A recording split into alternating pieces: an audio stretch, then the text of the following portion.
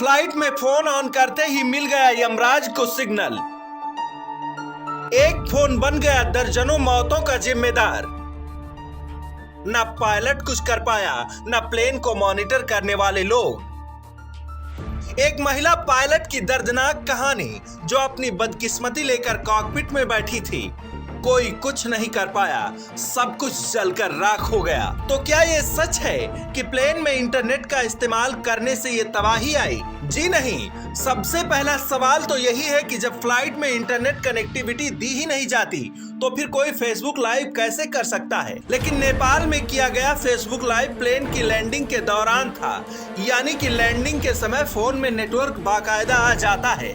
तमाम सारी फ्लाइट ऐसी हैं जिसमें इंटरनल वाईफाई कनेक्टिविटी भी दी जाती है, जिसके जरिए सोशल मीडिया को चेक करने, ऑनलाइन वीडियो देखने जैसी सुविधाएं भी दी जाती हैं। लेकिन जिन फ्लाइट में यह सुविधा नहीं होती, उसमें भी यात्री टेक ऑफ और लैंडिंग के दौरान इंटरनेट का इस्तेमाल करते हैं।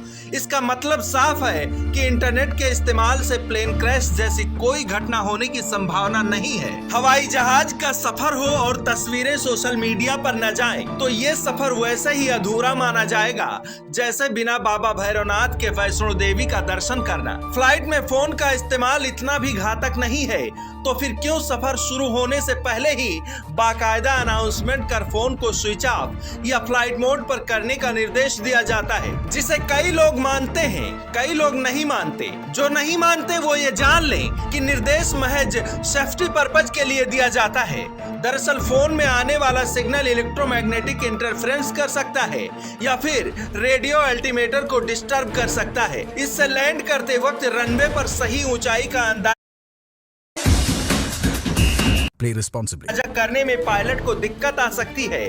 हालांकि यह तभी होगा जब एक साथ सभी फोन 5G इंटरनेट से कनेक्ट हो जाएं। अब बात उस बदकिस्मत महिला को पायलट की, जो कॉकपिट में बैठी है, इंतजार कर रही थी कि कब प्लेन जमीन को छुए और वो अपने सपने को साकार कर सके, जिसे वर्षों से जीती आ रही थी। येती एयरलाइंस की ATR 72 एयरक्राफ्ट की कॉकपिट में को पायलट अंजू खतीवड़ा।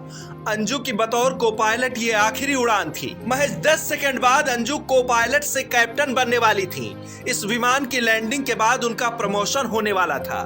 नेपाल का शायद ही ऐसा कोई रनवे रहा होगा जिसका अनुभव अंजू को न रहा हो, लेकिन एक ही झटके में सिर्फ सपने ही नहीं, पूरी जिंदगी खाक हो गई। इसे बदकिस्मती कहें या फिर नियति कि पति के सपने को जीने आई अंजू जब हकीकत के एकदम करीब थी, तब काल की टेढ़ी नजर हो गई।